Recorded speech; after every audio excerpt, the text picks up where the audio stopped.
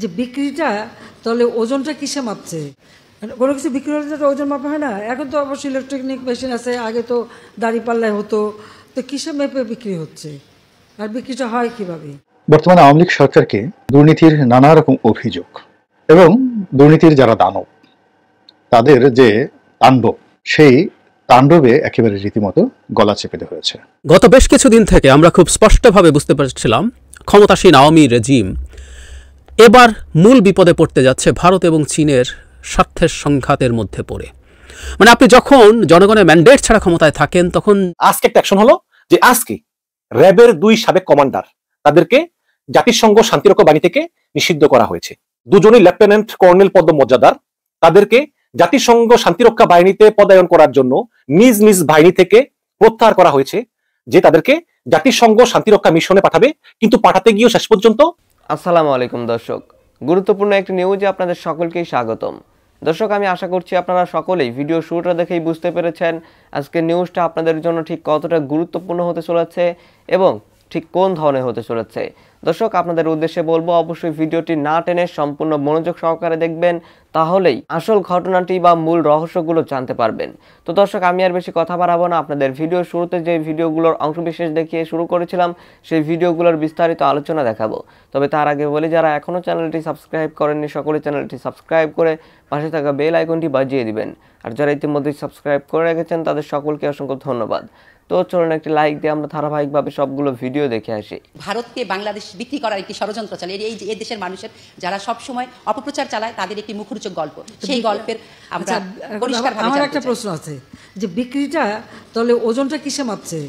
কোনো কিছু বিক্রি হলে তো ওজন মাপা হয় না। এখন তো অবশ্যই ইলেকট্রনিক মেশিন আছে, আগে তো দাড়ি পাল্লায় হতো।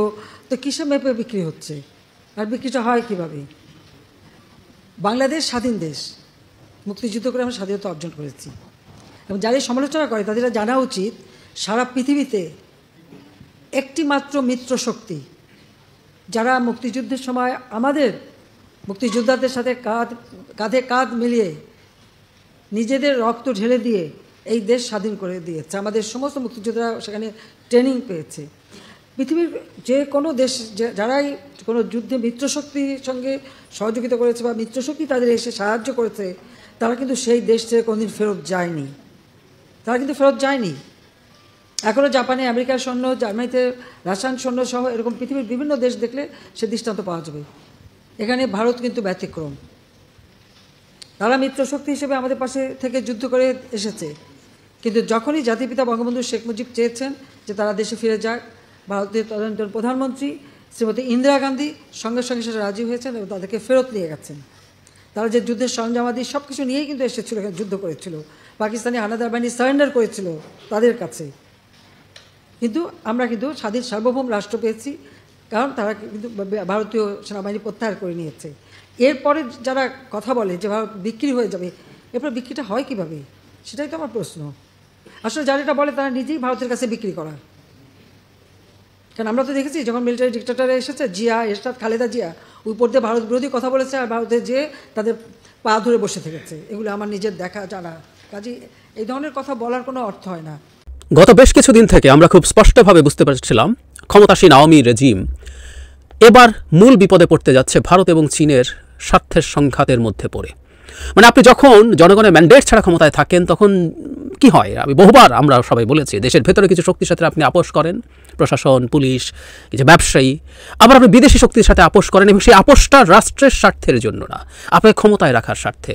ফলে যেটা দাঁড়িয়ে আছে, একটা দুর্বল সরকারকে যারা ক্ষমতায় রাখে, ক্ষমতায় থাকতে সমর্থন করে, তারা নানান রকম অন্যায় প্রভাব, যেটা রেজিমকে ক্ষমতায় থাকতে সাহায্য করলেও রাষ্ট্রের জন্য ক্ষতিকর হয়। কিন্তু এমন পরিস্থিতি কখনো কখনো তৈরি হয়, এই আওয়ামী সরকার সেটা ফেস করতে যাচ্ছে। সেটা হচ্ছে, এতদিন পর্যন্ত আপনি ভারতকে ওটা, চায়নাকে ওটা, আমেরিকাকে এটা, রাশিয়াকে ওটা নানান কিছু দিয়ে চেষ্টা করেছেন টু ম্যানেজ, যেটাকে ভারসাম্যের কূটনীতি নামে একটা ফালতু কথা বলা হয়। ভারসাম্যটা কিচ্ছু না। আপনি যদি একটা দেশের স্বার্থের 12টা বাজিয়ে দিতে প্রস্তুত থাকেন, ওতে আসলে আর ভারসাম্য বুদ্ধিমত্তা কিছু লাগে না। সব কিছু বিকিয়ে দেওয়ার মধ্যে কোনো বুদ্ধিমত্তার প্রয়োজন নেই। আপনি সব কিছু দিয়ে দিয়ে তারপর ক্ষমতায় টিকে আছেন, এবং কেউ কেউ খুব ভাব ধরে বলে যে দারুণ ব্রিলিয়ান্টলি ভারসাম্যের কূটনীতি করা হচ্ছে। ফালতু কথা। আপনি পরাশক্তিগুলোর সাথে যদি দেশের স্বার্থ রক্ষা করতে পারেন বড় স্কেলে, সে তার মধ্যে যোগ্যতার প্রশ্ন, বুদ্ধিমত্তার প্রশ্ন। যাই হোক, এটা করতে করতে দীর্ঘদিন 10 বছর অবৈধ ক্ষমতা টিকিয়ে রেখেছিল। এবার এসে যে সংকটটা হয়েছে, এবার এমন কিছু স্পেসিফিক পয়েন্ট আছে যে স্পেসিফিক পয়েন্টগুলোতে এই দেশ যা চায় আরেক দেশের সেটা রেড লাইন হয়ে যায়। এতদিন পর্যন্ত আপনি রেড লাইনগুলো ক্রস না করে থেকেছেন। আমি বহুবার আমার ভিডিওতে বলেছি যে সাবমেরিন কেনা ভারতের একটা রেড লাইন ছিল, সরকার ওটা করেছে এবং সেটা করেও বেশ চাপে পড়েছে। কিন্তু সোনাদিয়া যে পোর্ট আছে সেই পোর্টটা চীনকে না দেওয়া একটা রেড লাইন ছিল, মানে দিলেই রেড লাইনটা ক্রসড হতো, সরকার করে নাই। তিস্তা একটা রেড লাইন। এখন সমস্যা যেটা বেঁধে গেছে, ভারতের এটা রেড লাইন যে এটাকে কোনোভাবেই চীনের জন্য দেওয়া যাবে না, আবার চীন এটা অ্যাট এনি কস্ট চাইবে। মানে এখন পরিস্থিতিটা কোন জায়গায়? এখন প্রধানমন্ত্রী ভারত সফর করে আসলেন, আসার পর উনি চায়না যাবেন এবং চায়নার সাথে অর্থনৈতিক কারণে খুব জরুরি কতগুলো ডিলিংয়ের প্রশ্ন আছে, সেগুলো কি হবে? চায়নার কাছ থেকে প্রচুর ঋণ পাবে সরকার, কারণ তিস্তা নিয়ে যে পরিস্থিতি তৈরি হচ্ছে, এই জিনিসগুলো নিয়ে একটু কথা বলতে চাই। তিস্তা নিয়ে যে কথা হয়েছে, আমরা জানি জনাব মোদি স্পষ্টভাবে জানিয়েছেন তিস্তা বাংলাদেশ অংশের ব্যবস্থাপনার জন্য একটা কারিগরি টিম অলরেডি পাঠিয়ে দেওয়া হবে অ্যাজ আর্লি অ্যাজ পসিবল, সেটা উনি বলে দিয়েছেন। মানে পানি চুক্তি না, ওই যে ভারতের পররাষ্ট্র সচিব বাংলাদেশে এসে যা বলে গিয়েছিলেন যে তারা আসলে এই প্রকল্পে থাকতে চায়, যে প্রকল্প আসলে চায়না করতে চেয়েছিল, যার পেছনে চায়না অলরেডি বেশ কিছু টাকা ইনভেস্ট করে সমীক্ষাও করেছে, এটা এখন ভারত নিতে চায়। এবং আমি তখনই একটা ভিডিও করে বলেছি, ভারত এটা চাওয়ার মতো নোংরামি কিছু হয় না। আপনি আমার তিস্তার পানি দেন না, কিন্তু আপনি আবার এটা চাইছেন। কিন্তু তার চেয়েও জরুরি কথা, ভারতকে এটা দেওয়া হলে এই প্রকল্পটা হবে না, এই টাকা ভারত দেবে না, আমরা নিশ্চিত থাকতে পারি। কি হলো, এটা করে রাদার চায়নার সাথে এই প্রস্তাবটা ঝুলিয়ে দেওয়া হলো। প্রধানমন্ত্রী আসার পর পররাষ্ট্র মন্ত্রণালয় একটা স্টেটমেন্ট দিয়েছে, যেখানে তাদের এই অস্বস্তিটা স্পষ্ট, তারা বুঝতে পারছে দেশের লোকজন এটা নিয়ে শোরগোল করছে, তাই একটা স্টেটমেন্ট দিয়েছে। সেখানে বলা হচ্ছে, নয়াদিল্লির বৈঠকে পানি সম্পদ ব্যবস্থাপনাকে দ্বিপক্ষীয় সম্পর্কের জন্য গুরুত্বপূর্ণ বিবেচনা করেন দুই দেশের প্রধানমন্ত্রী। বৈঠকে গঙ্গার পানি বন্টন চুক্তি নবায়নে যৌথ কারিগরি কমিটি গঠনের সিদ্ধান্ত হয়।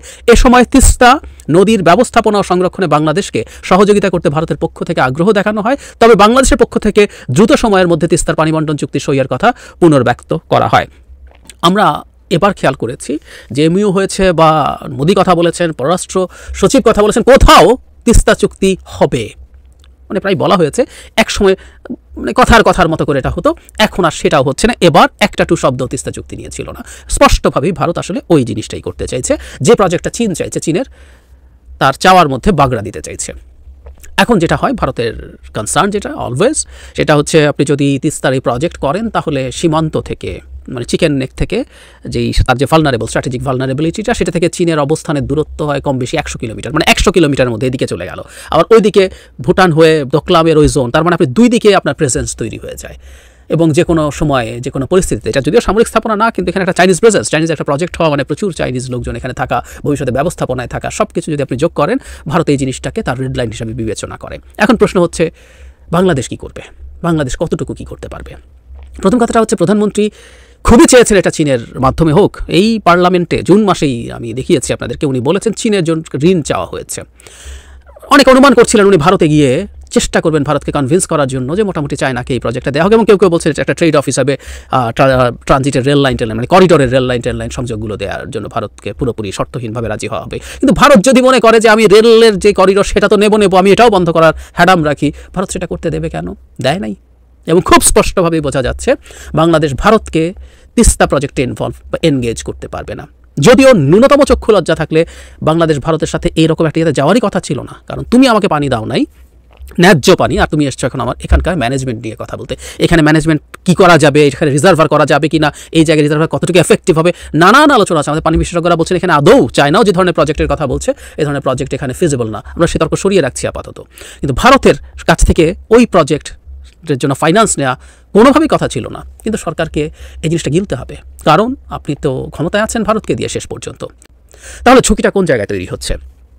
ভারতকে আপনার লেগেছে আসলে এতদিন আমেরিকাকে নিউট্রালাইজ করা, এবং বাংলাদেশের ভেতরে ভারতের সিরিয়াস পেনিট্রেশন আছে, আমাদের আমলা, পুলিশ, বিচার বিভাগ নানান জায়গায় আছে।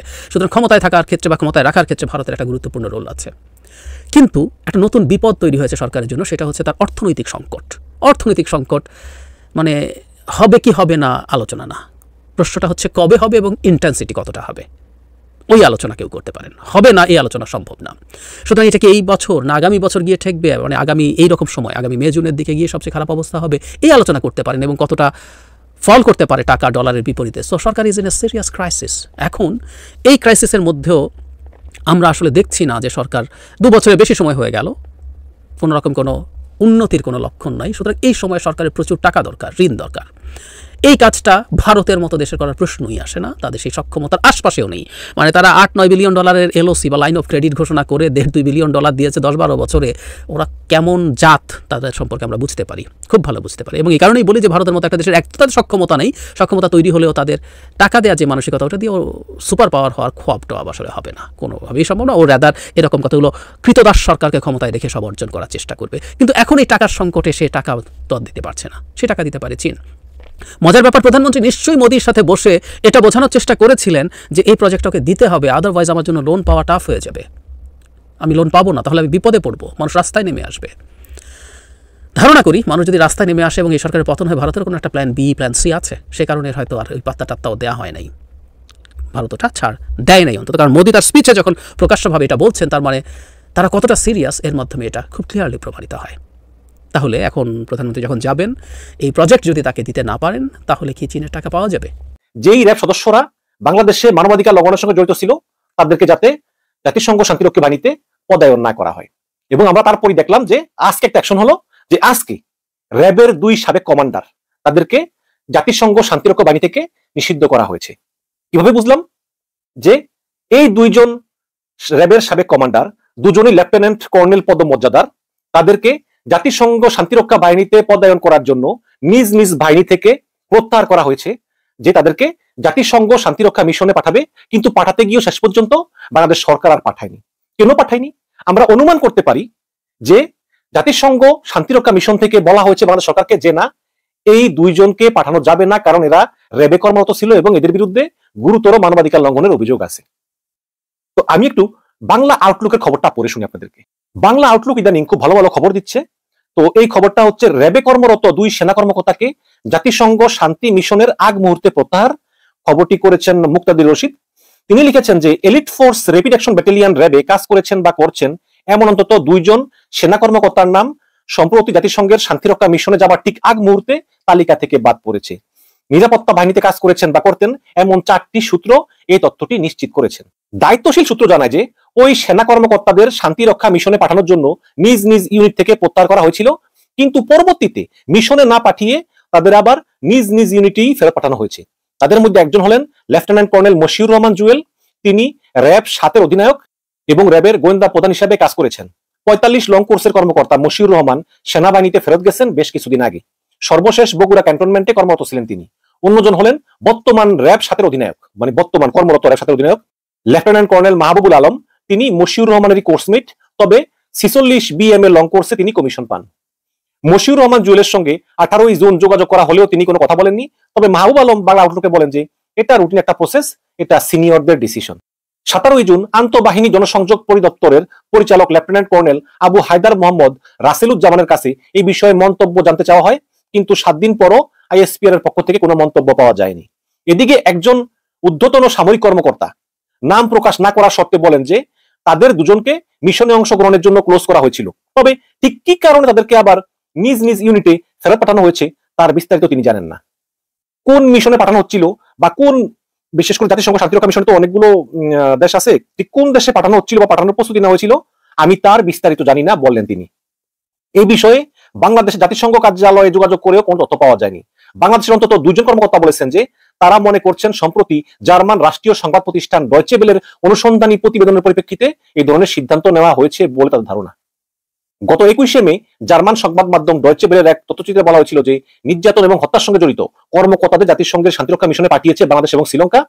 এবং ডয়চে বেলের তথ্যচিত্র প্রচারিত হবার পর আইএসপিআর এর পক্ষ থেকে 25শে মে জানানো হয়েছে যে সম্প্রতি ডয়চে বেলে কর্তৃক টর্চারার ডিপ্লয়েড অ্যাজ ইউএন পিসকিপার শিরোনামে প্রচারিত ডকুমেন্টারি বা তথ্যচিত্রে জাতিসংঘ শান্তিরক্ষা মিশন নিয়োজিত বাংলাদেশ সেনাবাহিনীর সেনা সদস্যদের নিয়ে একটি বিভ্রান্তিমূলক প্রতিবেদন উপস্থাপন করা হয়েছে। দায়িত্বশীল সূত্রগুলো বাংলা আউটলুকে বলেছে যে বাংলাদেশ সেনাবাহিনীতে কর্মরত উচ্চ পদস্থ কর্মকর্তাদের শান্তিরক্ষা কার্যক্রম পাঠানোর আগে তাদের বিরুদ্ধে গুরুতর মানবাধিকার ক্ষুণ্ণের কোনো অভিযোগ আছে কিনা তা যাচাই করা শুরু হয়েছে। এবং এটা জাতিসংঘেরও কিন্তু দাবি, কারণ আওয়ামী লীগ সরকার কি ইচ্ছা করে যাচাই করে এগুলো? করে না তো। কারণ যারা মানবাধিকার লঙ্ঘন করেছে তারা তো আওয়ামী লীগের জন্যই করেছে, আওয়ামী লীগকে ক্ষমতা রাখার জন্যই করেছে, এবং এই মানবাধিকার লঙ্ঘনগুলো করা হয়েছে বিএনপি জামাতের উপরে। সুতরাং এরা তো আওয়ামী লীগের কাছে পবিত্র, কিন্তু জাতিসংঘের অভিযোগের পরে আওয়ামী লীগ এই মানবাধিকার লঙ্ঘনের যাচাই বাছাইগুলো করতে বাধ্য হচ্ছে। দর্শক আমি আশা করছি আপনারা সকলেই অত্যন্ত মনোযোগ সহকারে সবগুলো ভিডিও দেখেছেন। এমনকি দর্শক যদি এই ভিডিওগুলো সম্পর্কে আপনাদের কোনো মতামত থেকে থাকে তাহলে তো অবশ্যই জানাবেন। দর্শক নিউজটি শেষ করছি এখানেই, ফিরছি পরবর্তী নিউজে নতুন কোনো টপিকে। আল্লাহ হাফিজ।